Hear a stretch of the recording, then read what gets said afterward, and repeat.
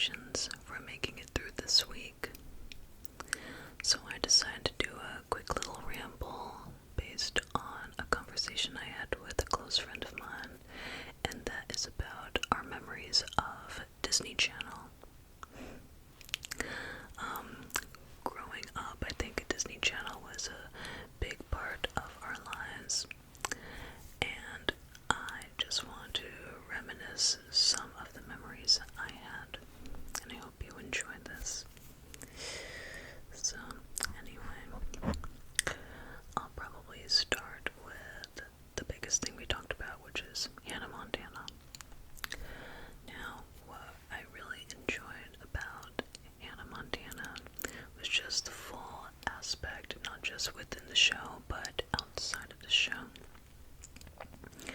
It's just really nice to see a young lady managing to, at least trying to manage to, balance her life between the life of a young teenage girl, managing her friendships, managing her relationships, managing school, managing family life, and then at the other side, learning to manage a full career as a rising and booming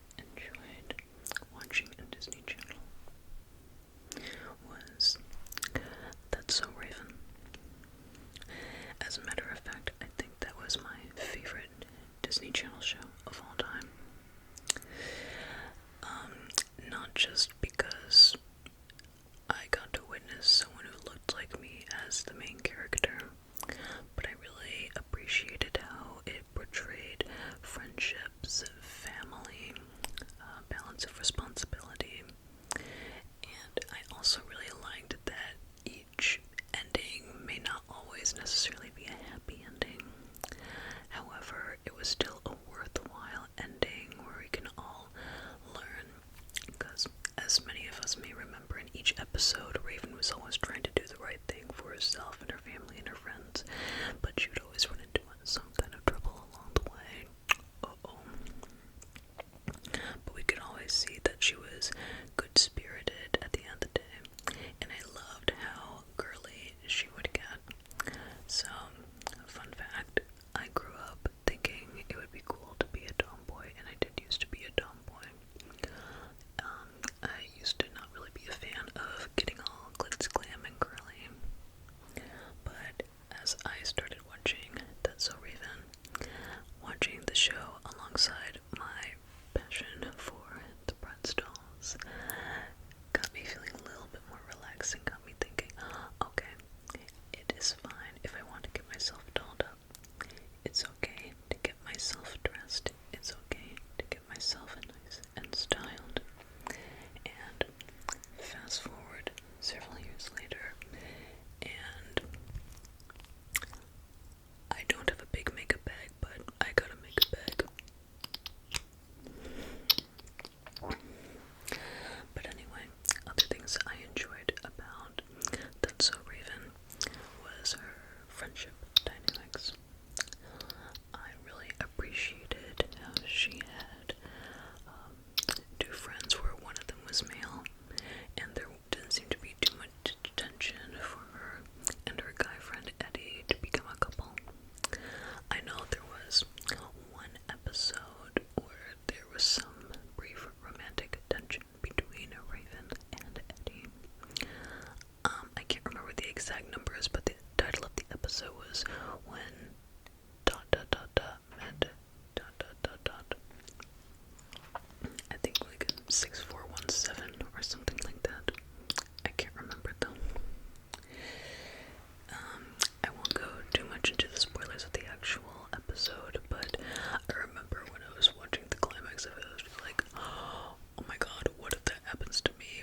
I had a couple of guy friends at the time when I was in middle school and high school, and I was thinking, oh, what if I start falling for my guy friends? What if a guy friend starts, I don't know, looking at me differently? How do I respond to that? How do I navigate that?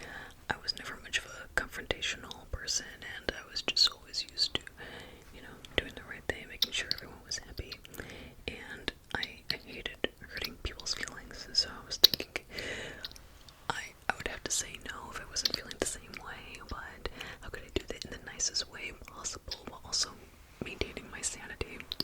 So, I guess you could say that watching That's So Raven helped me grow up and have more of those life lessons.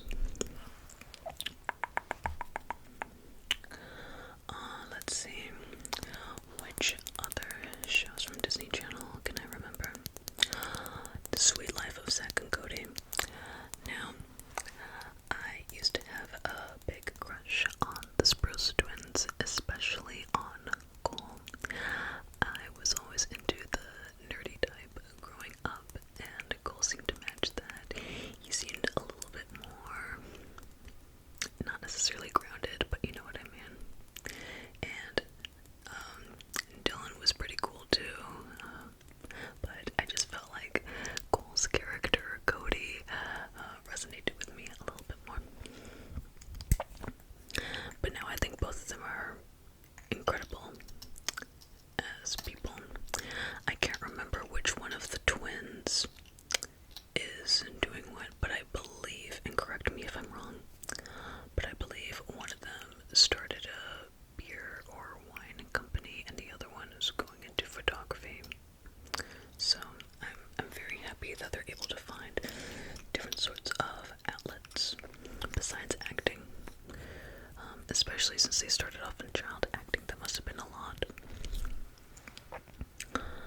Okay, so what else? Other Disney Channel shows I remember.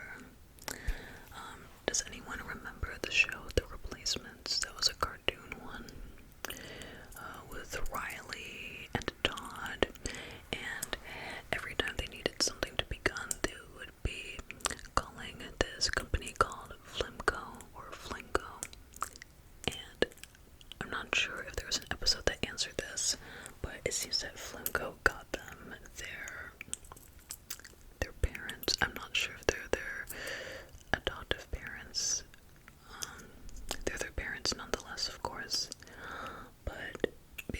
synopsis of each episode is that if they needed something to be done and they had some kind of problem that needed a solution, they would call Flimco and make sure if they needed, I don't know, a stunt person, or if they needed a Hollywood agency, or if they needed, I don't know, an elephant, anything to help them get ahead in life, they would call Flimco and they would supply that to them.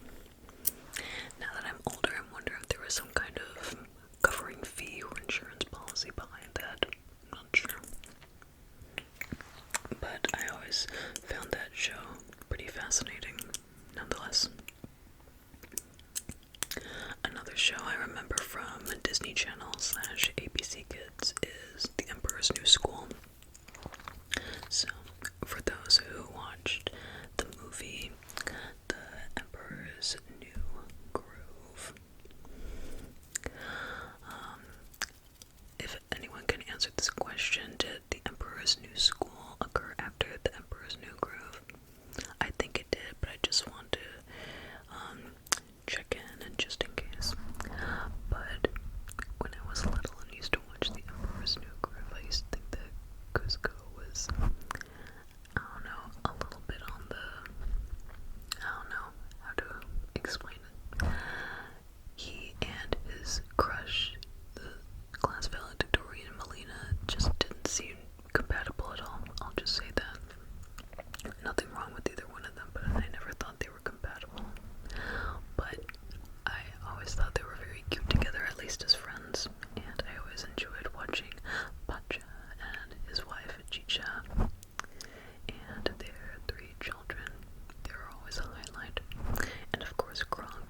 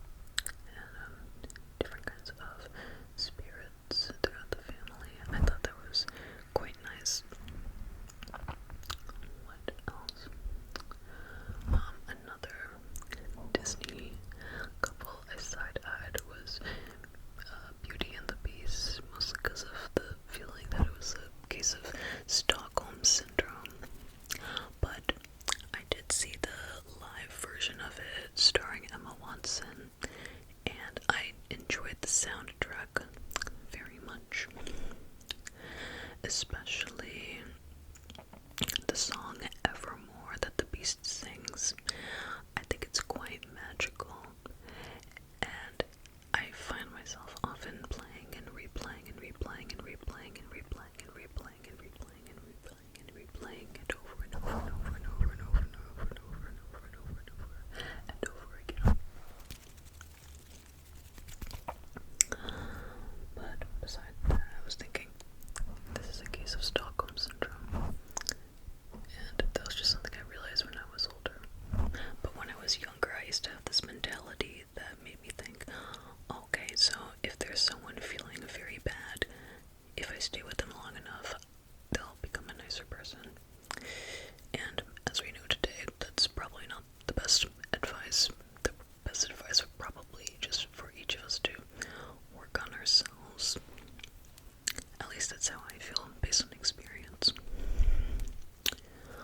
What else in terms of Disney? The Princess and the Frog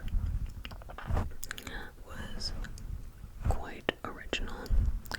We got to have a working princess who continued to work after becoming one, and she and the prince were frogs for the majority of the movie, but I really liked how they started off with developing a friendship first, learned to work together, used to collaborate with each other's personalities, and learned to admire each other's strengths.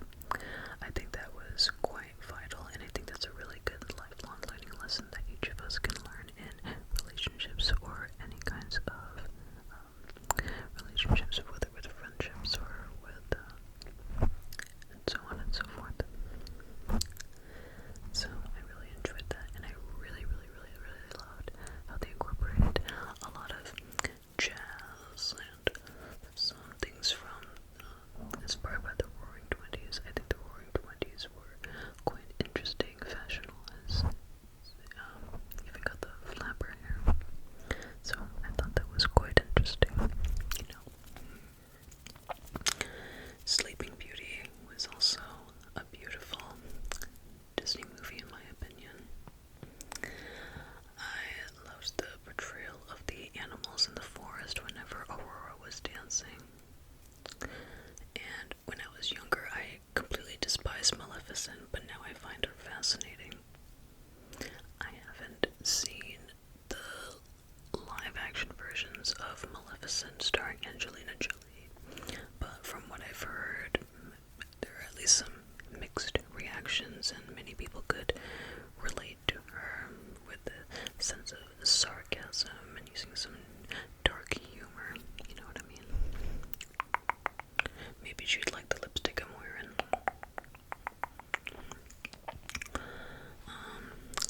Let's see.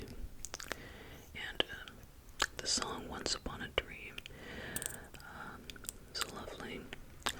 I do remember, oh my gosh, I remember when I was watching Cinderella and she was talking about a dream. She mentioned she had a dream, and there are some birds nearby and they wanted to know what the dream was, and she said, I can't tell, because if you could tell a dream it won't come true. And I thought, okay, Cinderella, I'll remember that in my lifetime. If I have a dream and I want to manifest it, I won't tell anybody. Otherwise, if I tell someone, maybe it won't come true. So then later on, when I was watching Sleeping Beauty and Aurora also said she had a dream, I was thinking in my head, okay, Aurora, that's great you have a dream, but don't say anything. And then she started talking about her dream, and I was just like, oh, no, Aurora, don't tell your dream, don't tell your dream. Please don't. Listen to Cinderella, honey. Listen to Cinderella.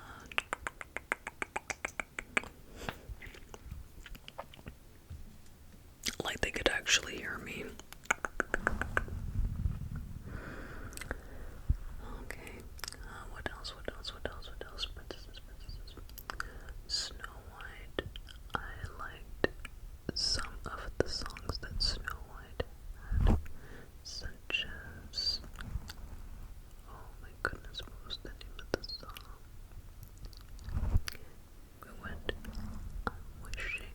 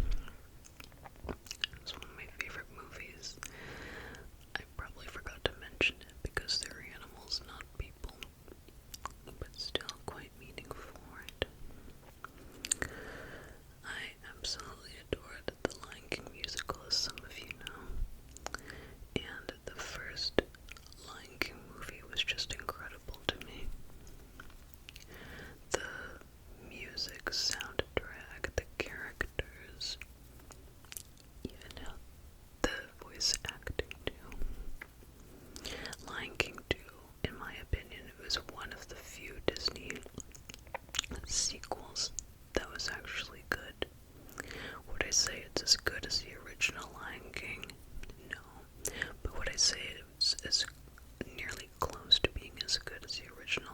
In my opinion, yes. I used to think Kovu was so cool, but whenever he started to get a little bit more on the evil side, like Zero, say, no, Kovu, you're good deep down inside. Don't do this, don't do this, don't do this, don't do this, don't do this, don't do this.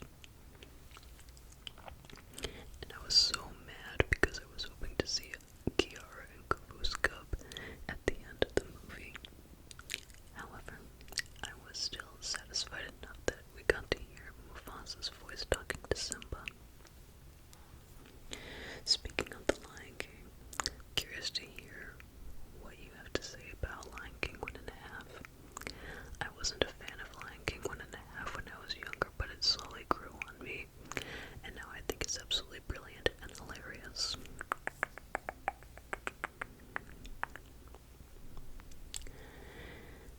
Now I am good, so I'll just give you a few more flutters here. Hope you fall asleep, but I hope you really enjoyed my little rant, my little ramble. And again, congratulations for making it into the weekend. No matter how tough each week is, you got this. You definitely got this. I believe in you. Even if you don't have anyone else who believes in you, I believe in you. And you are appreciated. You are valued. Your thoughts are valid. And I am glad to have you here tonight. And you deserve to have a restful night's sleep. And take some time to take care of yourself. Meaning that you're nourishing your body, you're nourishing your mind, you're protecting your inner child, you're taking on different kinds of tasks within your capacity, and you're balancing everything and making sure that your life feels fulfilling, whether it's a life of excitement or a life of soothing comfort. All of that can be beautiful because it's